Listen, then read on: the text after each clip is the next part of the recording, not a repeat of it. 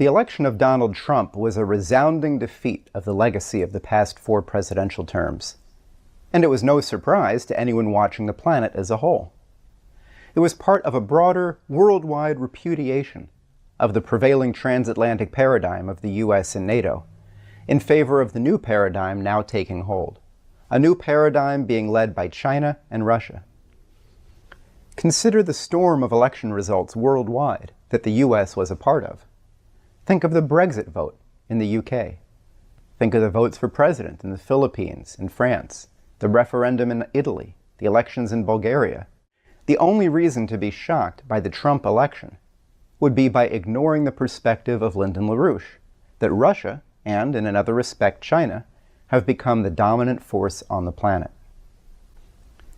The truth of the matter is that, in spite of Obama's assertions that he has organized the greatest economic recovery in modern history, most people's personal experience tells them otherwise. We see increases in suicides and drug overdoses, stagnant or falling wages, exploding costs for healthcare. People also fail to see the advantage of picking a fight with nuclear-armed Russia in order to support and arm alleged moderate Syrian rebels to overthrow that nation's president. What Americans want is a true economic recovery, a real future, and an end to the state of perpetual war. Like all people, we would like to see a world in which our children and grandchildren are better educated and live longer and are happier than ourselves. We want to have a mission, a sense of contributing something thrillingly important and new for mankind as a whole.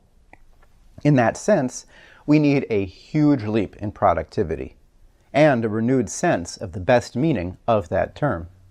There's a problem in the United States as such, and the world as such also. And the problem here is we've got to increase the productivity per capita of the human population. It's not enough to get increase employment. You've got to increase the productivity per capita of the citizen. Without that, you cannot win.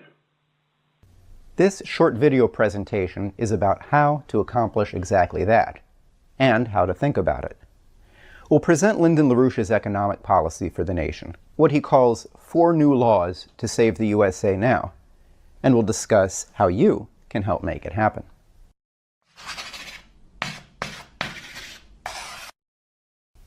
What you think you know about economics is probably wrong, and what US experts on economics think is definitely wrong. Economy is not about money, about making money. That we humans have an economy in the first place comes from the fact that our minds are capable of discovering principles of nature, by which we increase our power to achieve new things in the world. The first great invention of mankind, it wasn't money, it was fire. The use of fire is what separates our species absolutely from all the animals, and it is the basis of the Greek creation story of Prometheus, who, in giving fire to human beings, created the human species as being the intelligent, creative, changing species. Thinking in broad strokes, new types of fire have allowed us to fundamentally change our relationship to the physical world. In one way, this has been by changing the kinds of materials available and useful to us. Charcoal fires allow us to make metals from ores. In a second way, the power liberated from the chemical bonds of hydrocarbon fuels created the steam engines of the past and the internal combustion engines of the present. The potential of nuclear power, with fuel 1 million times more efficient and energy dense than chemical fuels, beckons us into the future, allowing for a reconfiguration of our relationship to our material surroundings and our access to space. With a plasma torch, powered by nuclear fusion, we would achieve 100% recycling, and we could mine our landfills for resources. At a higher magnitude of power availability, manufacturing reaches a new level, and with plentiful energy, new solutions to water supply become possible. To learn more about these topics, see our videos on the plasma torch and on the fusion economy. Thinking on such a long-term scale the factors that truly transform human productivity come into sharper relief. What are we doing today to achieve the next levels of knowledge and physical power? Are we intensely working to achieve nuclear fusion? Or are we reverting to the Middle Ages and building windmills? What course are we setting for ourselves? Where are we going? Will we look back in a century and point to this period as setting the stage for the major breakthroughs that will have defined that coming future world? At present, there are two main systems in the world. One, the relatively dying, money-based, depressing transatlantic world of the Americas and Europe. And second, the thrilling potential of a new paradigm launching off from China's Belt and Road Initiative. The 21st century maritime Silk Road links the sea routes throughout Eurasia and Africa in a new integrated development. On land, the Silk Road economic belt presently features 6 economic corridors, bringing a new high-tech infrastructure platform across the Eurasian continent. Together, the full Belt and Road Initiative is bringing dozens and dozens of nations into the largest development program the world has ever seen, and it's being led by a nation, China, that has concrete plans to entirely eliminate poverty within its borders by 2020. And this is already rapidly expanding. Further agreements with the BRICS nations and other nations throughout the world are bringing this closer and closer to the World Land Bridge proposal made by Lyndon and Helga LaRouche, and which has been promoted for decades.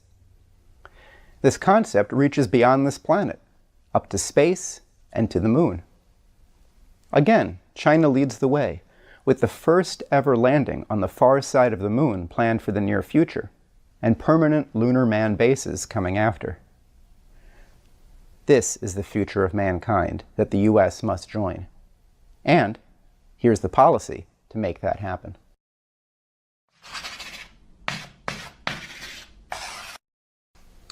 In June 2014, Lyndon LaRouche authored a document, 4 New Laws to Save the USA Now, Not an Option, an Immediate Necessity.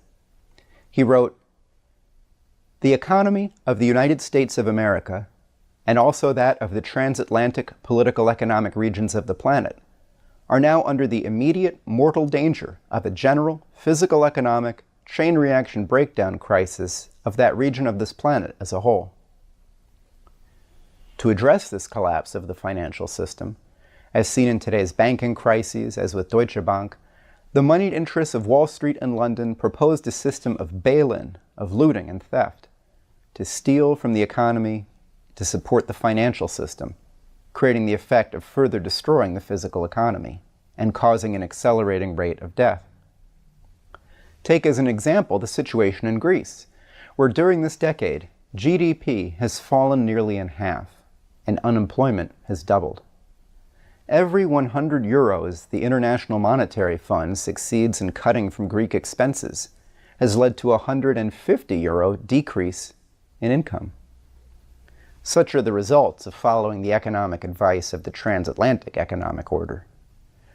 So, what are we to do?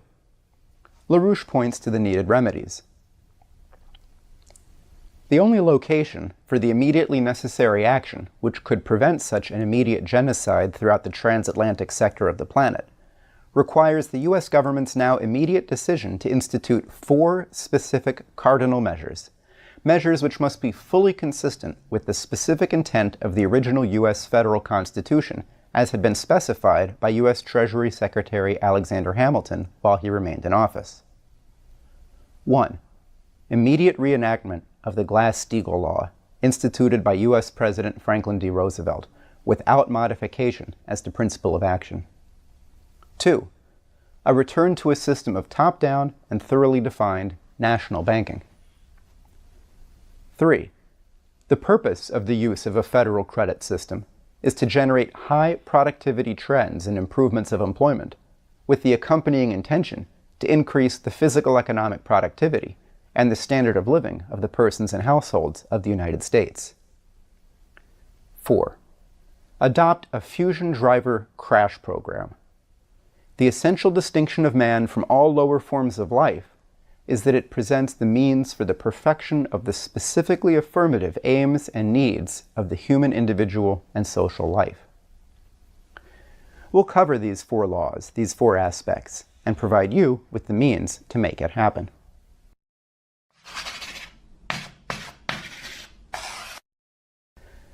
Despite chronic lying by Representative Bailout Barney Frank and Barack Obama himself, the repeal of Franklin Roosevelt's Glass-Steagall Act created the conditions for the crash of 2008 then, and the imminent crash of the entire transatlantic system today. For the 66 years it was in force, from 1933 to 1999, especially up until the early 1990s weakening of it, Glass-Steagall kept our financial system stable and laid the basis for physical economic growth unseen by any other nation in the history of mankind. Think of the economic accomplishments by the United States over that period, particularly from 1933 through the 1969 moon landing. Glass-Steagall created the ability to increase the physical wealth of the nation by strictly separating commercial banking from investment banking and insurance. Under Glass-Steagall, commercial banks took deposits and made loans, thereby allowing idle money to be used by others in the community to engage in productive activity. Under Glass-Steagall, your bank didn't gamble with your paycheck, invest it in securities, lose everything, and then turn to the government demanding a bailout, leaving the people high and dry. Since the repeal of Glass-Steagall, we haven't seen any growth of the productive economy, but rather the growth of swindles, of stealing, at the expense of the population. The industrial capacity of our nation, our moral outlook, our commitment to the future, have all dwindled to a glimmer of their former selves since Glass-Steagall's repeal. Without the separation between commercial activity and investment activity, banks have transformed into parasites, rather than functioning as Alexander Hamilton intended when he wrote that the introduction of banks has a powerful tendency to extend the active capital of a country. Experience of the utility of these institutions is multiplying them in the United States. It is probable that they will be established wherever they can exist with advantage. For example, despite Federal Deposit Insurance Corporation Chairwoman Sheila Bair's testimony that approximately $15 trillion in bailouts, loan guarantees, and other government and Federal Reserve assistance was made available to major banks from 2007 to 2011, their lending into the real economy kept falling through 2012. That government assistance was used for securities speculation, and it never left the banking sector to benefit the physical economy. We must restore Glass-Steagall immediately. The so-called too-big-to-fail banks are larger now than they were in 2008. They're destined to blow any week. If they blow out now in an uncontrolled way, the destruction to the physical conditions of life for Americans in terms of jobs lost, houses lost, retirement funds lost, the chaotic breakdown of the financial system will far exceed the crash of 2008 and the image of 1929. The system has to be put under control. Restoring Glass-Steagall today forces Wall Street to reconcile their huge debts on their own, bankrupting most investment banks in a controlled and orderly way, and it will free up commercial banks to act as banks again. We don't need Wall Street gambling.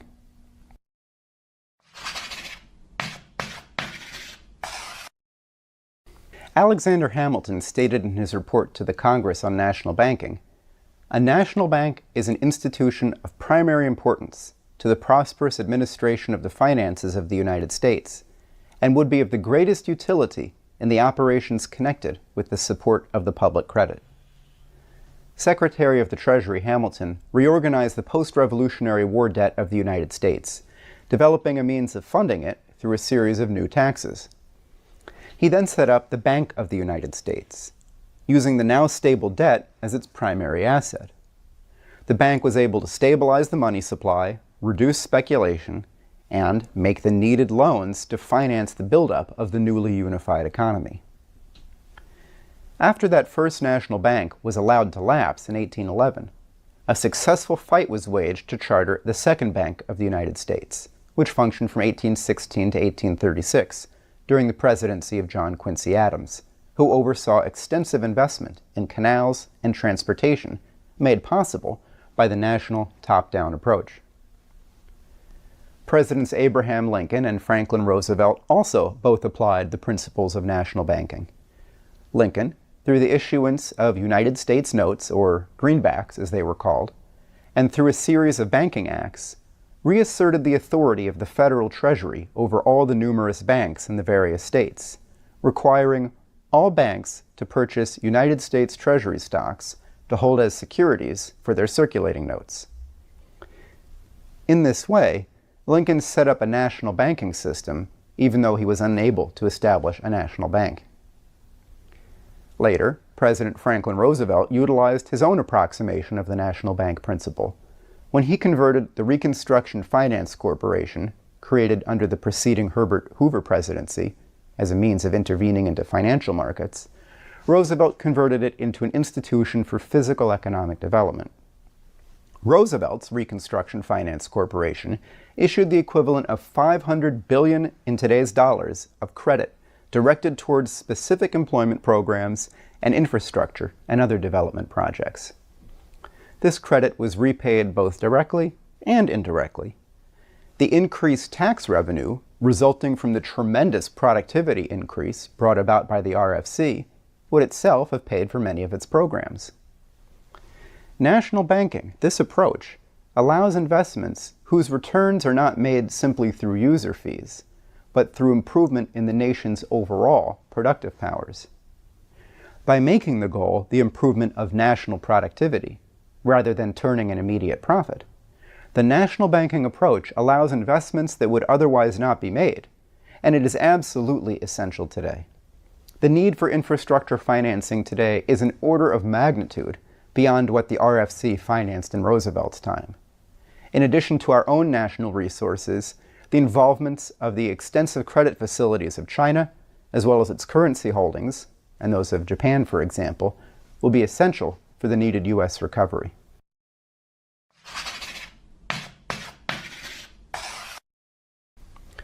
So, what makes a loan worthwhile? We're presently so far behind that, for example, a national effort to build a high-speed rail network would founder for lack of basic building supplies, such as steel. Investments must be directed to where they would be most useful. As a metric for this, consider energy flux density, an economic indicator developed and used by Lyndon LaRouche. It's a measure of the intensity of energy flow through the economy, considered at the point of application. For example, contrast the energy required to cut a material with a dull blade versus a sharp one. It actually takes more energy, more effort to use the dull blade, while the energy concentration in the sharp blade, delivered over a smaller area, is more effective and requires less overall effort. In this way, we should measure not simply energy used per se, but the density of the applied energy in an economy. By increasing this, we are able to achieve more with less effort and, of course, achieve new feats that were otherwise impossible. A priority must be given to these economic activities, those that tend to increase the energy flux density of the economy as a whole. By investing in higher platforms of infrastructure, such as efficient nuclear power, high-speed rail, water management systems. In this way, we increase the potential of every local area of the economy. Just as shipping and canals made more areas able to trade, and as the railroads opened up the interior regions for development and an opportunity to transport goods efficiently, increasing the productive potential of the nation as a whole, the next generations of infrastructure increase the value and opportunity all along the development zones they create. And by improving the means of production itself, as through upshifts in the design of machine tools, the apex of the productive and manufacturing process, the increased powers of labor shape the entire created world. Alexander Hamilton writes in his Report on Manufactures of the effect of increasing the power of labor. The annual produce of the land and labor of a country can only be increased in two ways: by some improvement in the productive powers of the useful labor, or by some increase in the quantity of such labor. With regard to the first, the labor of artificers, manufacturers in today's language, is susceptible in a proportionally greater degree of improvement in its productive powers, whether to be derived from an accession of skill or from the application of ingenious machinery. The employment of machinery forms an item of great importance in the general mass of national industry. 'Tis an artificial force brought in aid of the natural force of man, and to all the purposes of labor is an increase of hands, an accession of strength. Today we must focus the increasing of energy flux density in the infrastructure public works platform, in machine tooling, and on science itself, the key to making all other development possible. Improving the economy of labor is accomplished through technological progress in an energy-intensive, capital-intensive mode of investment in basic economic infrastructure, agriculture, and manufacturing. And even occupations that don't directly change, they still have their effects improved. The produce of a farmer, maybe produced in the same way, is now going to the dinner table of a fusion scientist. The mechanic's work on a car is now allowing a machine tool operative to reliably drive to work, creating parts for a nuclear power plant. The trash collector brings this week's refuse to a regional plasma torch facility, recovering as much rare earth metals as would be gathered from a mine. Everything changes together. Productivity is about the whole.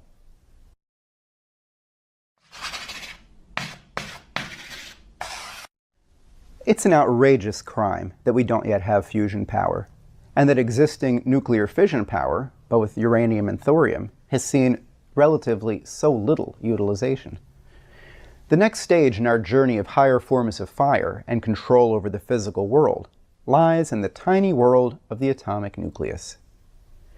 If the nucleus were the size of a basketball, an atom itself would be a kilometer in radius. Yet the forces in the tiny area of the nucleus are of a power density 100,000 to 1,000,000 times greater than the chemical forces holding together atoms in molecules. A molecule is about 100,000 times larger than a nucleus, and yet the nucleus has 100,000 times more power. Put that together, and you're talking about 1,000 million or 1,000,000,000 times more power density in the nucleus. It's almost incomprehensible how large that number is. It's like comparing the mass of our solar system to the entire Milky Way galaxy. That's the power of the nucleus. It's an absolutely phenomenal aspect of nature. So don't research solar panels. Unlock this almost incomprehensibly greater potential. Through a greater mastery of the nucleus, we'll open the potential for dramatically increasing our energy supply, to transform our relationship to physical materials through new types of ore processing, our relationship to water as through desalination, and the ability to rapidly reach any part of the solar system, such as to deflect a deadly asteroid headed our way. You can't do that with a wind turbine. This is an essential component of becoming a truly space-faring species. So why hasn't it happened yet? Why don't we have nuclear fusion power today? Check out this chart. It shows a 1976 estimate of when various funding levels would be expected to achieve commercial fusion. At a maximal level of funding, fusion was expected by 1990. You'll see at the bottom a line labeled Fusion Never. That was the level of funding expected to keep programs alive, but without ever making the needed breakthrough. The black line below that is actual funding for fusion research in the United States. A decision was made and remade not to make this breakthrough, not to reach the next stage of fire that would transform our civilization far more profoundly than did the development of the steam engine. Our growing reach into space, made possible by fusion engines, will enable the next level of scientific breakthroughs, requiring the export from space back to Earth of that great man-made resource, knowledge. But instead, we save pennies while sacrificing the potential to advance on the grandest of scales. Imagine living in a society committed to achieving fusion. and to implementing its benefits. How would being part of that society shape its citizens' self-conception? A human life has consequences and meaning that last far beyond physical death, at least in potential. Adopting a mission to achieve fusion is putting into practice a goal of Hamilton, who wrote that to cherish and stimulate the activity of the human mind by multiplying the objects of enterprise is not among the least considerable of the expedients by which the wealth of a nation may be promoted. Even things in themselves not positively advantageous sometimes become so by their tendency to provoke exertion. Every new scene, which is open to the busy nature of man to rouse and exert itself, is the addition of a new energy to the general stock of effort.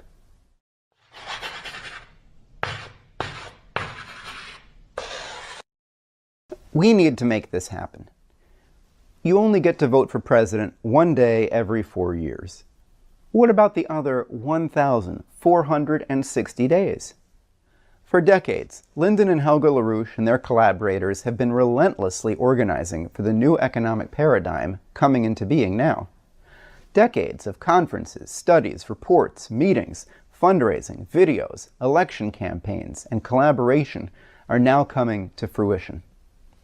The outlook of the Belt and Road Initiative, put forward as official policy by Chinese President Xi Jinping in 2013, is something that the United States can adopt as well, rather than opposing. We can join this effort. We can rebuild our economy. We can have something fundamentally useful to offer the world. Work with us. Join our Manhattan Project of political, intellectual, and musical activity in our nation's center of New York. Work with the leadership of LaRouche and his decades-long record as the conscience of America, from setting up meetings in Congress to attending and organizing events in your area, from letters to the editor, studying economics. Help to force Congress to immediately vote up the reinstatement of Glass-Steagall as the first of LaRouche's 4 economic laws. Educate yourself on fusion and on forms of fire. Join or start up a reading group to master the ideas of Alexander Hamilton, our nation's first Treasury Secretary. Study the World Land Bridge proposal and create events in your area. Discuss how the U.S. can join this outlook. Inspire others with what's already happening and with what could happen. You can learn economics. You can be a political leader. Do it. Be that leadership the U.S. needs. It's up to us. Let's work together.